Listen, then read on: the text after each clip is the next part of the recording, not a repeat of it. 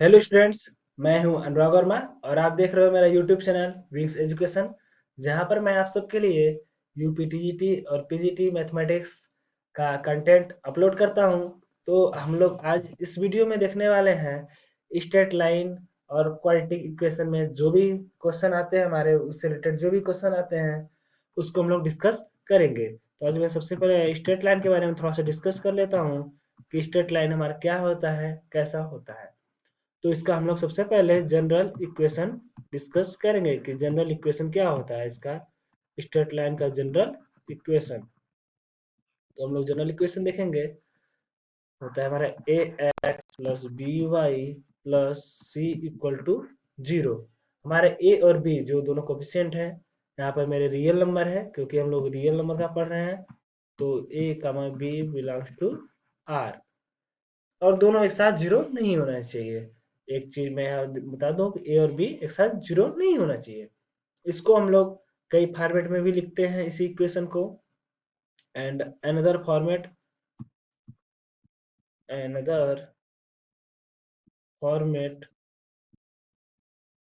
यदि हम इसको लिखें y is equal to m x plus c, तो इसको हम लोग बोलते हैं स्लोप फॉर्म में। वेयर हमारा जो यम होता है इस पार्ट में, यम जो होता है, यम स्लोप ऑफ लाइन, जो लाइन का स्लोप है वो हमारा यम होता है। एंड सी वाई एक्सिस पर जितना कट करता है, मतलब वाई इंटरसेप्ट वाई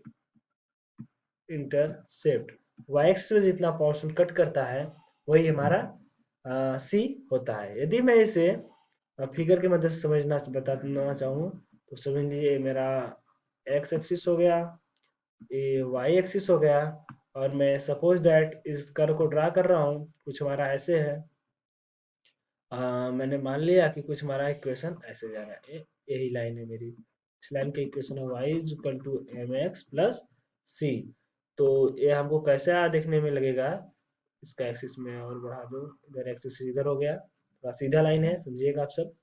तो जो ए वाला पोर्शन है हमारा, जो ए वाला पोर्शन है, ए लेंथ होगा, ए हमारा सी है। और जो यहाँ से टेन थीटा की वैल्यू आएगी, तो ये थीटा है, तो यहाँ से मैं लिखूंगा tan theta this is equal to M, this is equal to slope हो जाएगा। इसका एक फॉर्मेट और होता है, ये तो हमारा पहला फॉर्मेट हो गया। एंड जो सेकेंड फॉर्मेट होता है उसको मैं डिस्कस करता हूँ। सेकेंड फॉर्मेट को हम लोग बोलते हैं इंटरसेप्ट फॉर्म। इंटरसेप्ट फॉर्म, इसको पहले हम लोग ग्राफिकली समझ लें। यदि मैं डिस्कस करूँ, यदि मेरा ऐसे एक्स एक्सिस, ए एक्स एक्सिस हो गया और ए वाई एक्सिस हो गई, और सपोज दैट मेरे पास एक कोई लाइन है, वो आकर ऐसे कट कर रही है, ऐसे कट कर रही है। यदि मैं इस लाइन का इक्वेशन बोलूँ, इस लाइन का इक्वेशन हमारा है X by A plus Y by B is equal to one. तो ये जो लंबाई होगी मेरी, यहाँ से यहाँ जो लंबाई होगी इसको हम लोग ए बोलते हैं, और जो यहाँ से यहाँ लंबाई होगी इसको बी बोलते हैं, और ये हमारा ये ओरिजिन हो गया। तो इंटरसेप्ट फॉर्मेट में जो हमारा इक्वेशन मिलता है वो होता है X by A plus Y by B is equal to one. ये तो एक चीज हो गया मेरा। अब एक चीज और मैं डिस्कस कर लेता हूँ। यदि मुझे इक्वेशन फाइंड आउट करना है, इक्वेशन ऑफ स्ट्रेट लाइन, तो मैं एक चीज डिस्कस कर लेता हूँ, नोट करके। Find out equation of straight line जब मुझे स्लोप गिवन हो एंड वन पॉइंट। तो equation equation of straight line if slope and one point is given। यदि मुझे एक पॉइंट और स्लोप गिवन हो, तो इक्वेशन ऑफ स्ट्रेट लाइन क्या हो जाएगा मेरा, y minus Y one is equal to M M X minus X one. और जो पॉइंट था हमारा, वो पॉइंट मैं X one comma Y one यहाँ मेंशन कर दे रहा हूँ। तो यहाँ से मुझे गिवन हो जाएगा। और यदि मुझे दो पॉइंट गिवन थे और मुझे स्लोप के बारे में कोई आइडिया नहीं है, दो पॉइंट गिवन है, तो मैं वहां से स्लोप कैलकुलेट कर लूंगा। तो भी मैं फार्मूला दिखा देता हूँ, यहाँ पर नोट कर लेता हूँ। Equation of straight line if two point 2 points on the straight line is given और दोनों पॉइंट कौन कौन से हैं मैंने सपोज कर लिया। एक पॉइंट मेरा x1 y1 है एंड सेकेंड पॉइंट मेरा क्या है x2 कामा y2, ये दूसरा पॉइंट है। तो उसका फार्मूला मुझे पास क्या बन कर आएगा, y minus Y one is equal to y2 minus y1 upon x2 minus x1 x minus x1। यही जो आ जाएगा मेरा equation of straight line passing through 2 points. तो यहाँ से मुझको क्लियर हो जाएगा। अब एक चीज मैं और डिस्कस कर लूं, जो हम लोग रूट बोलते हैं, यदि मुझे कोई कर्व दिया हो तो उसका रूट या सोल्यूशन क्या होगा, तो एक्स एक्सिस को जितनी बार कट करता है वही उसका सोल्यूशन हो जाता है। तो मैं सीधे आ जाता हूँ, जो हमारे टीजीटी पीजीटी में क्वेश्चन किस टाइप के आते हैं और स्ट्रेट लाइन से कैसे क्वेश्चन पूछे गए हैं, उन चीजों को हम लोग डिस्कस करते हैं। तो सबसे पहले मैं देख लेता हूँ, हमको यदि गिवन हो two equation of straight line, दो इक्वेशन गिवन हो, let a1x plus b1y plus c1 equal to 0 and a2x plus b2y plus c2 is equal to 0 be given to straight line। हमें ये दो equation of straight line given है। तो यहाँ से कुछ हमारे पास स्पेसिफिक रिजल्ट आते हैं, तो हम लोग उन रिजल्ट को डिस्कस कर लेते हैं। यदि जो कोफिशिएंट है मेरा a1 b1 c1 a2 b2 c2, इनसे रिलेटेड जो चीजें हम लोग डिस्कस करेंगे। अब देखिए, यदि हमको कुछ ऐसा मिल गया a1 upon a2 is not equal to b1 upon b2, ऐसा हमको मिल गया। तो इस केस में यदि मैं इसका सोल्यूशन निकालूंगा, इन दोनों इक्वेशन को सॉल्व करूंगा, तो हमको यूनिक सोल्यूशन मिलेंगे। हमको यहाँ से क्या मिलेगा, यूनिक सोल्यूशन। यूनिक सोल्यूशन मतलब केवल और केवल इसका एक ही सोल्यूशन मिलेगा, मतलब एक पॉइंट मिलेगा कट करने वाला इनको। ये फर्स्ट पार्ट हो गया इसका। अब यदि सेकेंड पार्ट में इसका डिस्कस करता हूँ, कब मुझे नो सोल्यूशन, कब मुझे सोल्यूशन ही नहीं मिलेगा, यदि a1 upon a2 is equal to b1 upon b2 हो गया, ये तो this is equal not equal to c1 upon c2। तो इस केस में हमको क्या मिलेगा, इस केस में हमको मिलेगा नो सोल्यूशन, इस केस में हमको कोई सोल्यूशन नहीं मिलेगा। अब क्यों नहीं मिलेगा, इसको हम लोग डिस्कस कर लेंगे अच्छे से। अब देखिए समझिए, यदि मैं समझाना चाहूँ, जो कोफिशिएंट है उनका a1 और b1 और a2 b2 इन दोनों का रेशियो बराबर आ गया। तो इसको मैं एग्जांपल के थ्रू समझना चाहूँ, यदि मैं एग्जांपल के थ्रू समझाऊं, तो समझिए आप 2x plus 3y plus plus 5 equal to 0, एक मैंने इक्वेशन ये दे दिया, ये मेरा इक्वेशन 1 हो गया। एंड दूसरा इक्वेशन मेरा क्या हो गया, 2x plus 3y plus 7 equal to 0।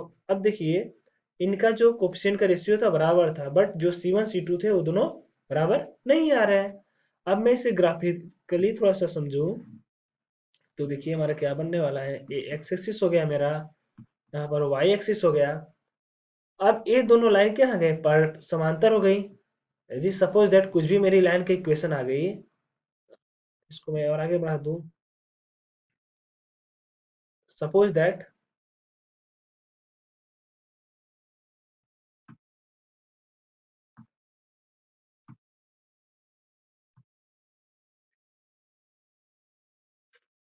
अब हम लोग एक एग्जांपल के थ्रू समझते हैं कि इसका नो सॉल्यूशन क्यों आ रहा है। यदि मैं कोई इक्वेशन ले रहा हूँ, a x plus b y plus c one equal to 0 and दूसरा इक्वेशन मैंने ले लिया a x plus b y plus c two equal to 0, यही तो है दो इक्वेशन। इसका मतलब ये दोनों लाइन जो है मेरे समांतर है, यही तो हुआ ना, क्योंकि एक्स और वाई का कोफिशिएंट मेरा क्या है, बराबर है। तो ए एक्सिस हो गई, ए एक्सिस हो गई। मान लीजिए एक मेरी लाइन कुछ ऐसे पास कर रही है, तो एक लाइन कुछ ऐसे पास कर रही है, और दूसरी लाइन मेरी कैसे पास करेगी आप देखेंगे कैलकुलेट, इसके पैरेलली ही जाएगी। ये हमारी यदि लाइन नंबर 1 हो गई तो ये लाइन नंबर 2 होगी, और ये दोनों समांतर जाएंगी और आपस में कभी कट नहीं करेंगी। तो इसलिए मुझे इसका क्या मिलेगा, नो सोल्यूशन मिलेगा। अब हम लोग इसका थर्ड पार्ट डिस्कस कर लेते हैं, कब हमको इन्फिनिटी मेन्यू सोल्यूशन मिलेंगे। अब देखिए इसका इन्फिनिटी सोल्यूशन मिलने के लिए तभी पॉसिबल है जब मैं ये दोनों लाइन एक के ऊपर एक आ जाए। इसका मतलब a1 upon a2 is equal to b1 upon b2 is equal to c1 upon c2। तो इस केस में हमको क्या मिलेगा, इनफाइनाइट सोल्यूशन मिलेगा। इस केस में हमको इनफाइनाइट सोल्यूशन मिलेगा, क्योंकि दोनों लाइन हमेशा एक दूसरे के ऊपर ही रहेंगी, तो हर एक पॉइंट पे कट करेंगी। तो इस केस में हमको क्या मिलेगा, इनफाइनाइट सोल्यूशन। तो ऐसे रिलेटेड हमारा पेपर में यूपी टीजीटी पीजीटी में एक क्वेश्चन आ चुका है, तो उस क्वेश्चन को ही मैं डिस्कस करता हूँ। वो क्वेश्चन है इक्वेशन ऑफ द इक्वेशन है 2x माइनस के वाई 2x माइनस के वाई प्लस 7 इक्वल टू 0। पहला इक्वेशन हो गया। एंड दूसरा इक्वेशन हमारा है and 6x minus 12y plus 15 equal to 0। ये दो इक्वेशन हो गए। Have no solution, have no solution for, option दिया हुआ है हमारा। पहला ऑप्शन है k इज इक्वल टू -4, पहला ऑप्शन है k इज इक्वल टू -4। दूसरा ऑप्शन है k is equal to 4, k equal to 4। And तीसरा ऑप्शन है k equal to 1। And last D option है हमारा k इज इक्वल टू -1। तो हम लोग अब इस क्वेश्चन को सॉल्व करेंगे और देखेंगे। हमने पीछे ही डिस्कस किया था, जब दो इक्वेशन ऑफ स्ट्रेट लाइन दिए हुए हैं और नो सोल्यूशन की बात करें, तो ऐसे केस में क्या होता है हमारा a1 upon a2 this is equal to b1 upon b2 and this is not equal to c1 upon c2। यही तो होता है नो सोल्यूशन के केस में। तो इस चीज को हम लोग देखते हैं यहाँ पर, यदि ऐसा फुलफिल कर रहा है तो वही हो जाएगा। तो a1 अपान a2 कितना हो जाएगा मेरा 2 upon 6 this is equal to minus K upon minus का 12 this is equal to sorry not equal to 7 upon 15। ये तो हुआ। अब देखिए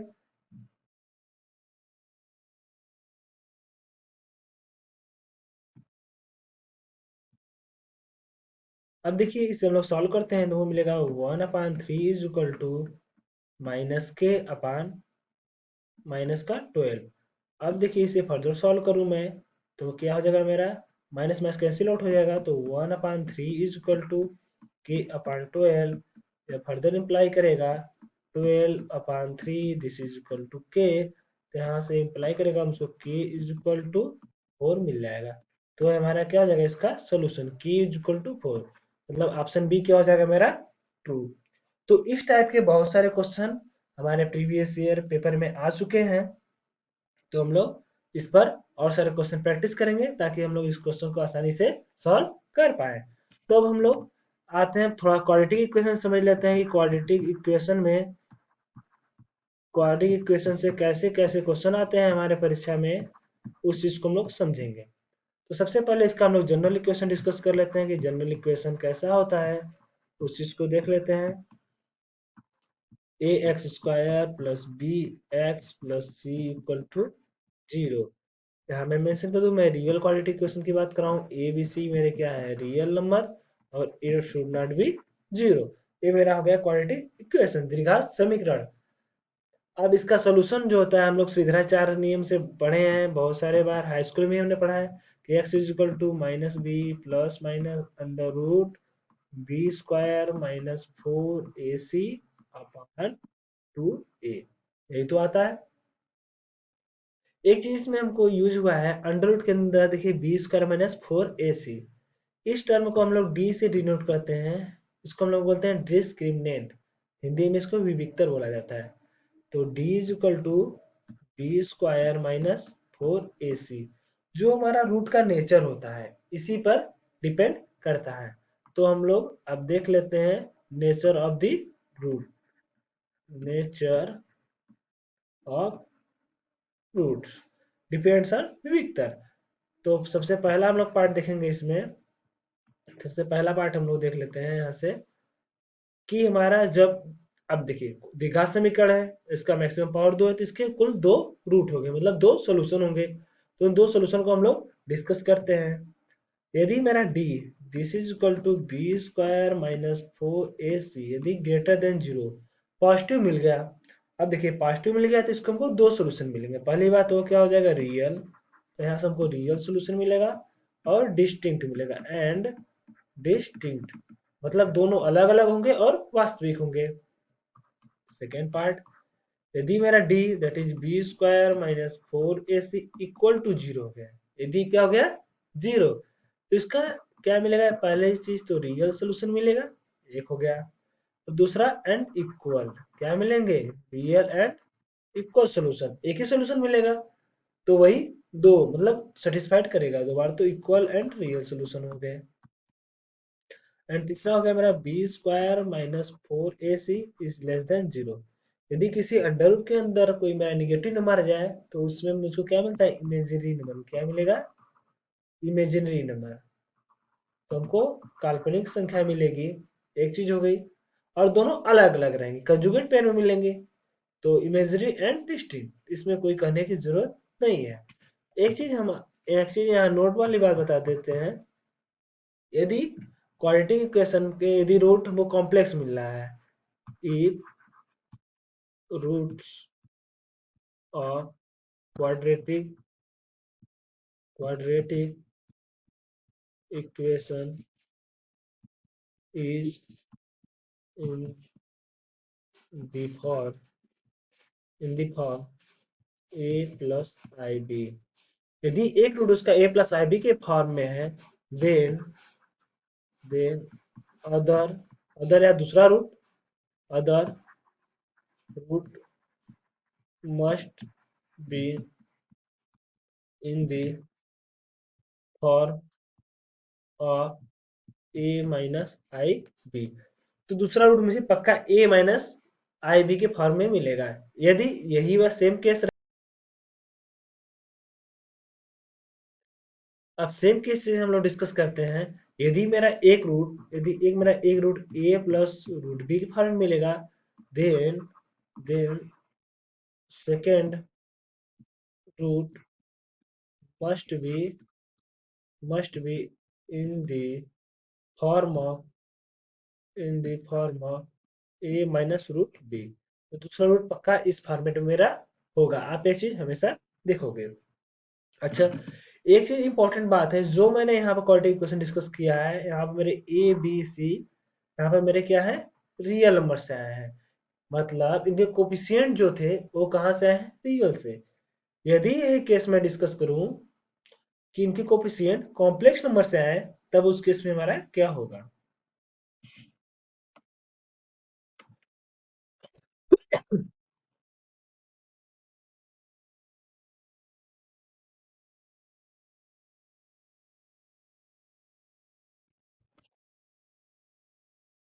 तो यदि मेरे इनके जो कोफिशिएंट हैं, if the coefficient of quadratic equation is complex, यदि वो कॉम्प्लेक्स नंबर का हो गया टर्म, रियल अगर कॉम्प्लेक्स हो गया, then roots need not be in conjugate pair, then roots need not be in conjugate pair. तो जरूरी नहीं है कि उनके रूट क्या हो जाए, कंजुगेट पेयर के रूप में। जैसे जैसे मैं बोलूं एक एग्जांपल के थ्रू, यदि उसका एक रूट यदि उसका root a plus I B मिला, तो जरूरी नहीं है कि उसका दूसरा root a plus I B मिले। उसका दूसरा रूट कुछ हमको c एक नया टर्म भी मिल सकता है। एक तब पॉसिबिलिटी है जब उनके कोफिशिएंट क्या होंगे, कॉम्प्लेक्स होंगे। इस पर एक क्वेश्चन भी आ चुका है हमारा प्रीवियस ईयर में, जस्ट इसी पर क्वेश्चन आया था। तो हम लोग क्वाड्रेटिक इक्वेशन को ही हम लोग अब आगे बढ़ाते हैं। तो क्वाड्रेटिक इक्वेशन में आगे हम लोग डिस्कस करेंगे इसके रूट के बारे में। यदि कोई मुझे दो क्वाड्रेटिक इक्वेशन दिया हो, दो क्वाड्रेटिक इक्वेशन को कोई गिवन हो, a1 x² plus a2 x², sorry b1 x² plus c1 equal to 0, and दूसरा क्वाड्रेटिक इक्वेशन हो गया मेरे पास a2 x² प्लस b2।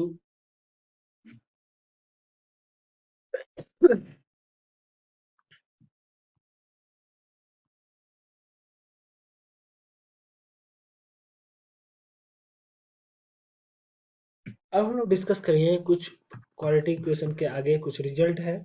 यदि मेरे पास कोई दो क्वाड्रेटिक इक्वेशन गिवन हो, a1 x² plus b1 x plus c1 equal to 0, and दूसरा जो क्वाड्रेटिक इक्वेशन है मेरा a2 x² plus b2 x plus c2 equal to 0। ये दो क्वाड्रेटिक इक्वेशन है मेरे पास।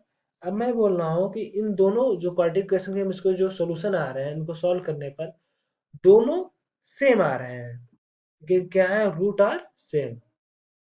ये रूट आर सेम एक्चुअली होना चाहिए था, बोथ रूट आर सेम।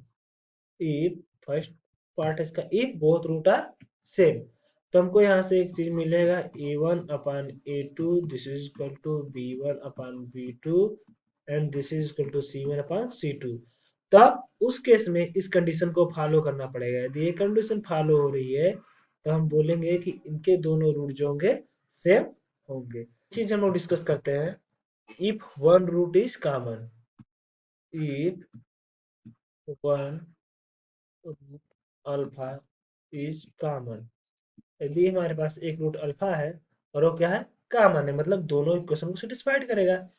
मतलब a1 अल्फा² plus b1 alpha plus c1 equal to 0 and a2 अल्फा² plus b2 alpha plus c2 equal to 0। तो यहाँ से हमको एक कंडीशन मिलती है, उस कंडीशन को हम लोग देखते हैं, ये क्या हो जाएगा, अल्फा² this is equal to minus alpha this is equal to 1 alpha. अब देखिए इसको हम लोग कैसे लिखते हैं, इसको थोड़ा समझने वाली चीज है, हम लोग समझेंगे। अब देखिए जब मैं अल्फा स्क्वायर का वैल्यू लिखूंगा, तो जो अल्फा स्क्वायर के साथ जो जो नंबर है, मतलब इस वाले टर्म को हम लोग कवर कर लेंगे, डिलीट कर लेंगे, समझ जाएंगे कि नंबर मेरे पास है ही नहीं। तो अब हम लोग इस नंबर को लिखेंगे ऐसे, क्लास मल्टीप्लाई इसका हम लोग करेंगे ऐसे ऐसे, इसका इधर मल्टीप्लाई करना होता है और इसका इधर, सॉरी ये तो रेड कलर ही हो गया, तो इरेज कर लेता हूँ मैं पहले इसे। हाँ, अब देखिए तो हम लोग क्रॉस मल्टीप्लाई करेंगे, इसका इधर मल्टीप्लाई करेंगे और इसका इधर मल्टीप्लाई करेंगे, तो क्या मिलेगा, b1c2 minus b1c2 minus b2c1 minus b2c1। यहाँ से एक चीज मेरा और डिलीट हो गया। अब देखिए जब हम लोग अल्फा का डिस्कस करेंगे तो हम लोग बीच वाला जो अल्फा के साथ नंबर है उसको हम लोग डिस्कस करेंगे। तो हम लोग देख लेते हैं यहाँ से, वो मेरा क्या आने वाला है, यहाँ पर b2 अल्फा था। अब देखिए तो अगले केस में हम लोग क्या करेंगे, अगले केस में हम लोग किसको कवर करने वाले हैं, यदि मैं हाइलाइटर ले लूं तो देखते हैं अगले केस में हम लोग अल्फा के साथ जो नंबर है, मतलब इसको हम लोग कवर कर लेंगे। जब इन नंबर को कवर करेंगे तो जो बचने वाला कौन से नंबर है, एक तो ए हो गया और एक लास्ट वाला। तो अभी इन दोनों के जो कोफिशिएंट है उसका हम लोग मल्टीप्लीकेशन करके लिखते हैं। तो मेरा कितना हो जाएगा, इस केस में मेरा बनेगा a1c2 माइनस a2c1।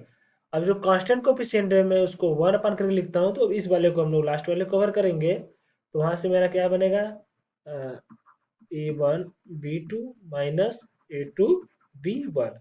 अब देखिए जो एक कंडीशन आई है इसी कंडीशन को हम लोग सॉल्व करते हैं, तो यहाँ से हमको मिल जाता है कि वन रूट कॉमन होगा, तो उससे रिलेटेड जो भी कंडीशन होगी वह चीज हमको मिल जाएगा। तो सबसे पहले मैं क्वेश्चन नोट कर लेता हूँ, हमारा क्वेश्चन क्या है। क्वेश्चन है कि if A B C are real numbers, if A B C are real numbers, ये मेरे क्या है, वास्तविक संख्या है, रियल नंबर्स है, and A x square plus B x plus C equal to 0 and A x square plus B x plus C equal to 0 and एक equation हमको दिया है और दिया हुआ है 2x² and 2x² plus X plus 2 equal to 0। एक equation दिया हुआ है, सॉरी यहाँ पर +2 ना होकर यहाँ पर मेरा क्या है -2 equal to 0 have a common root, have a common root, क्या है इनके पास एक कॉमन रूट है। देन देन देन क्या है पूछा है 4a -2b plus 3c equal to 0 is equal to,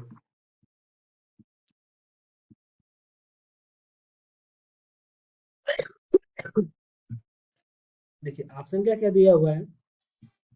option A दिया हुआ है हमारा -1, ऑप्शन बी दिया हुआ है -2, ऑप्शन सी दिया हुआ है 0 एंड ऑप्शन डी दिया हुआ है हमारा 4। अब देखिए, अभी जो मैंने कंसेप्ट डिस्कस किया है कि दो क्वाड्रेटिक इक्वेशन है और उनका एक रूट कॉमन है, तो हम लोग कैसे करेंगे। तो इस चीज को हम लोग उस मेथड तो सॉल्व ही कर सकते हैं उस कंडीशन का प्रयोग करते हुए, लेकिन इसको मैं दूसरे मेथड सॉल्व कर रहा हूँ क्योंकि मैं देख रहा हूँ जो मेरा क्वाड्रेटिक इक्वेशन है यहाँ पर 2x² plus x minus 2 equal to 0, यदि मैं इसका डिस्क्रिमिनेंट कैलकुलेट करूँ that is b² minus 4ac, इस केस में क्या हो जाएगा मेरा 1 का स्क्वायर माइनस 4 इंटू 2 इंटू -2। तो कैलकुलेट मैं करूँ तो ये हमको क्या नंबर मिल रहा है, कैलकुलेट करने में मिला this is equal to 1 minus, sorry minus plus हो गया, और कितना हो गया मेरा 16, ये तो मुझको मिला 16 दैट इज 17 हो गया, दिस इज इक्वल टू 17। और ये क्या है मेरा, ये हमको एक जब अंडर रूट के अंदर जाएगा तो एक इरेशनल नंबर जनरेट करेगा। तो इस केस में हमको फायदा मिल जाएगा कि जो मेरे रूट होते हैं वह कंजुगेट पेयर में आने लगेंगे। तो उस चीज को हम लोग देख लेते हैं। तो अब इसका रूट ही कैलकुलेट करते हैं, then root of 2x² plus x minus 2 equal to 0, हमको मिलेगा x is equal to minus मतलब -1 under root b² minus 4ac value मैंने कैलकुलेट कर ली है, this is under root 17 upon 2 into a मतलब 2। फाइनली मुझको मिला 1 plus minus under root 17 upon 4।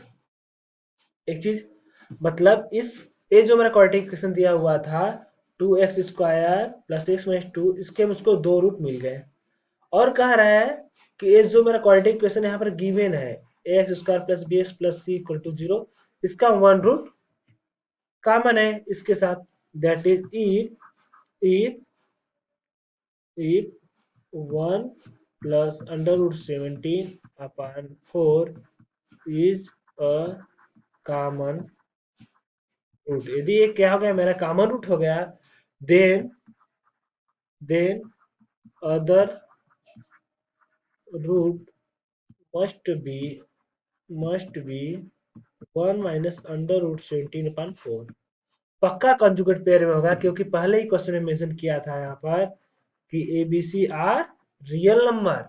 ये चीज बहुत इंपॉर्टेंट इस क्वेश्चन के लिए और इसने पहले डिस्कस कर लिया है।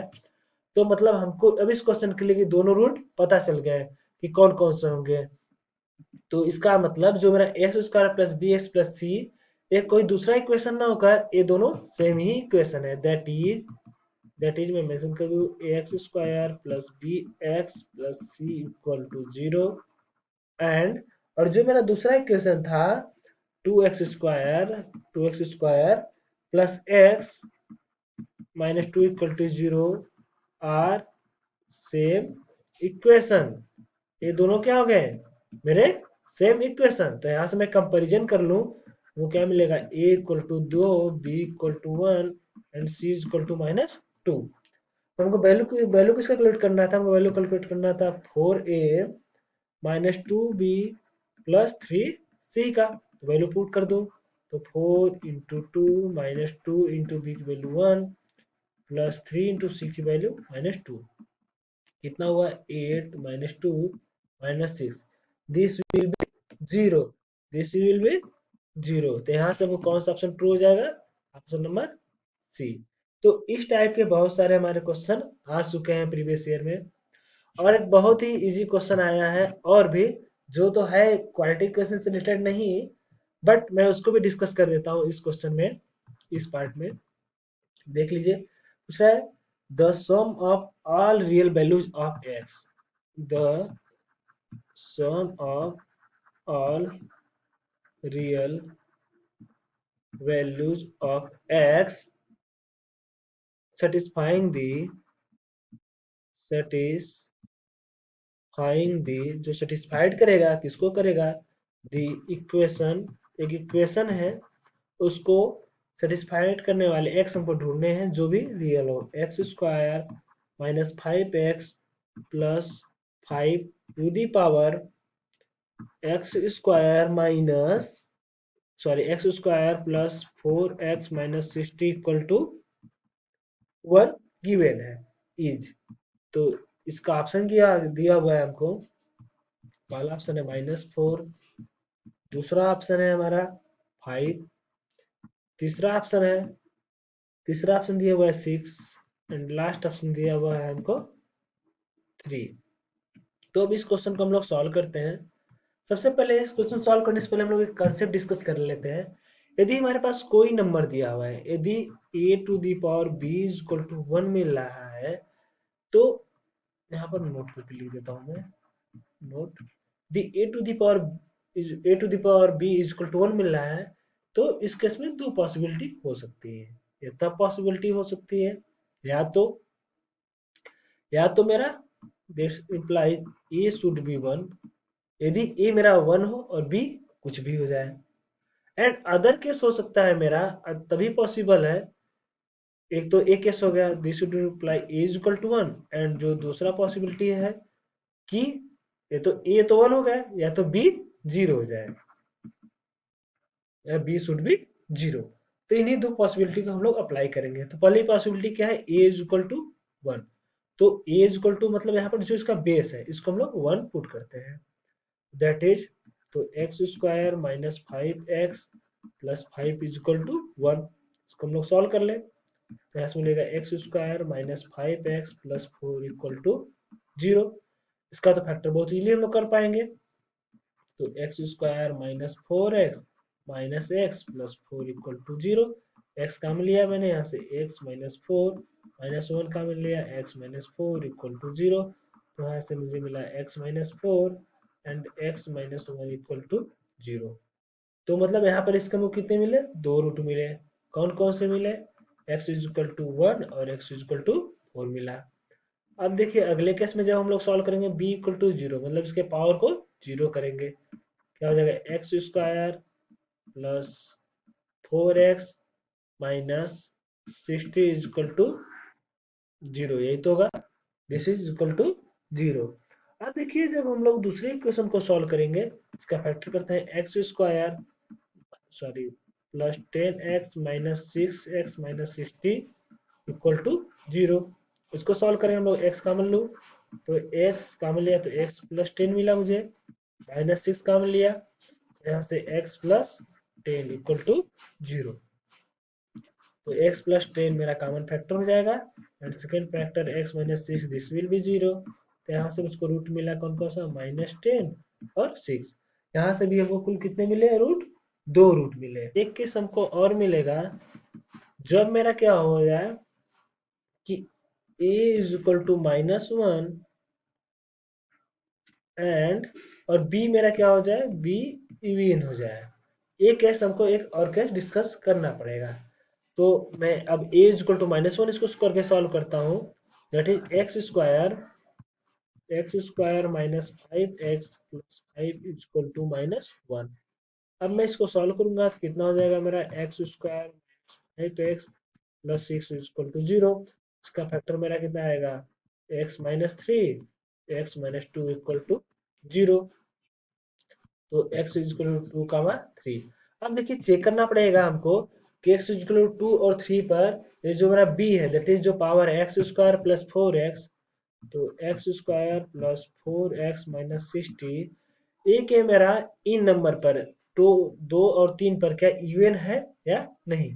तो मैं x इक्वल टू पुट करता हूँ, तो 2 का square plus 4 into 2 minus 60, this is equal to 4 plus 8 minus 60। इसको सॉल्व करेंगे, दिस विल बी इवन, ये हमको क्या मिलेगा, एक इवन नंबर मिलेगा। ये तो फर्स्ट केस हो गया। एंड सेकेंड केस में देखते हैं, जब 3 पुट करूंगा तो 3 का स्क्वायर प्लस 4 इंटू 3 माइनस 16। अब देखिए ये कितना हो जाएगा, this is equal to 9 plus 12 minus 16। देखिए एक ऑड नंबर आ जाएगा तो हमको क्या मिलेगा, ए ऑड मिल जाएगा। तो इस केस में हमको जो पावर था वो तो इवन नहीं मिल पाएगा, तो एक केस हमको छोड़ना पड़ेगा। तो हमको देखना है कि मेरे कौन कौन से रियल रूट आए हैं।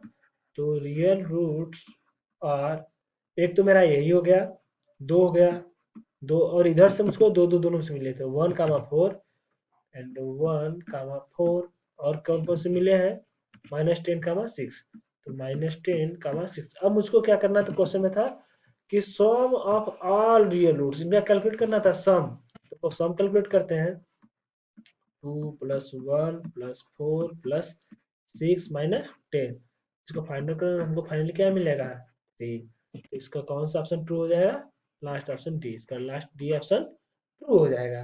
वाले हैं कुछ स्पेसिफिक टाइप के फंक्शन जो हैं उनको हम लोग नेक्स्ट वीडियो में डिस्कस करेंगे। जैसे हमारा कुछ हो गया मॉड फंक्शन, जो बहुत ज़्यादा हमको यूज होने वाला है आगे, लॉग फंक्शन हो गया, और एक्सपोनेंशियल फंक्शन हो गया है, ग्रेटेस्ट इंटीजर फंक्शन हो गया। ये सब सारी चीज़ें जो हमारे फंक्शन है, कुछ मॉड से रिलेटेड क्वेश्चन जो होंगे, ये सब चीज़ें हम मैं नेक्स्ट वीडियो में पूरा अच्छे से डिस्कस करूंगा। तो जो भी इस वीडियो में जो भी टॉपिक आपको न समझ में आया है वो मुझे कमेंट कर बताएं और अपना सुझाव मुझको देते रहें। Thank you.